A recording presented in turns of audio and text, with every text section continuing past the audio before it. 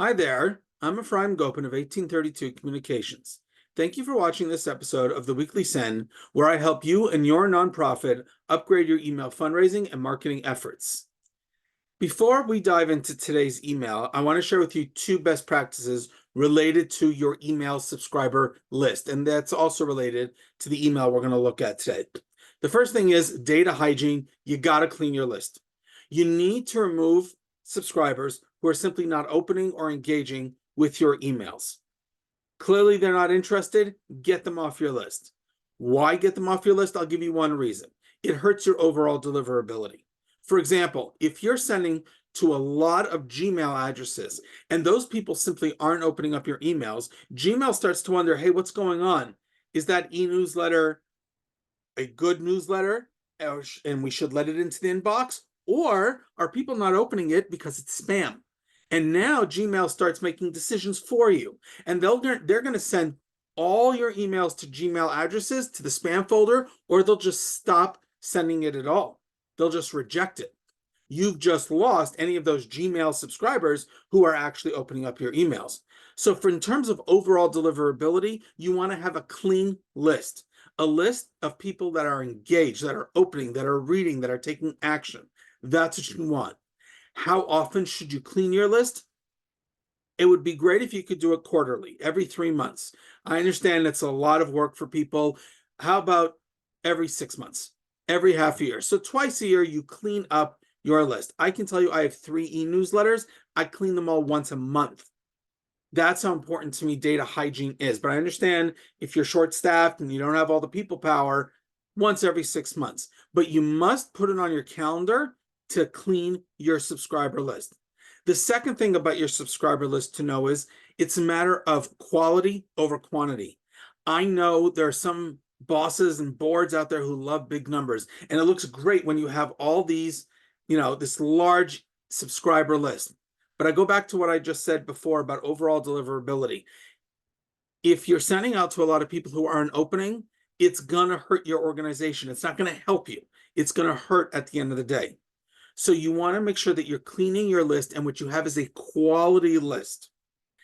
Clean, quality list. That's what we're after. And the reason I opened with that is because of this email from Candid, which is for a reactivation campaign. They have a bunch of subscribers who haven't opened in a while, and they wanted to see, are you still interested in being a subscriber or not? That's called a reactivation campaign. You're reactivating people to be back in touch and to engage with your e-newsletter. So you can see here what they've done. I like this image at the top with the arrow going maybe behind her. She's busy on her, she's busy working, and the email from Candid comes in, but, passes her by. So I like this header image. And then I like this is simple text that they use here.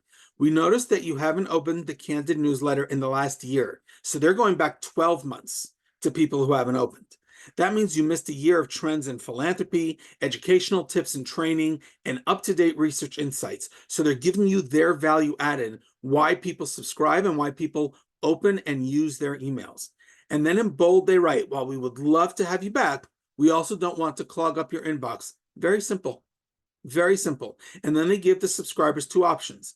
If you want to continue receiving the Candid newsletter, click the button below, keep me on the list. Good call to action. Not interested in the email?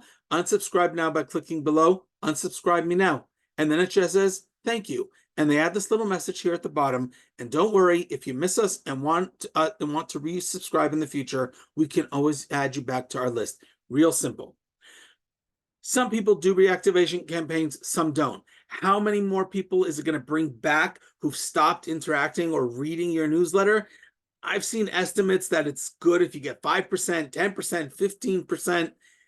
The fact is, if you get back 1, and then that person becomes an engaged subscriber who eventually becomes an engaged donor who eventually becomes really strongly connected to your organization, obviously that campaign was worth it for you.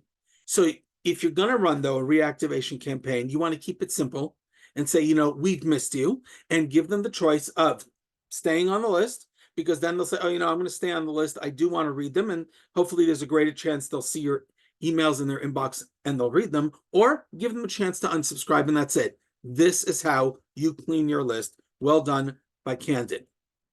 The mobile version, real simple. I love this header image. Again, look how easy it is to read this. It's so simple. And it's bolded here, the call to action. The 2 CTA buttons stand out. Real simple, good mobile version of this email, of this reactivation campaign by Candid. 3 takeaways for today's episode. 1, data hygiene matters. Clean your lists. It's going to improve overall deliverability. Number 2, your email list is a matter of quality over quantity. It's not about having the biggest list. It's about having an engaged list of subscribers. And number 3, reactivation campaigns can help engage live subscribers, run them, see if you get some people coming back. Now you have a chance to engage these subscribers again. Thanks for watching this episode of the Weekly Send. I'll see you next episode.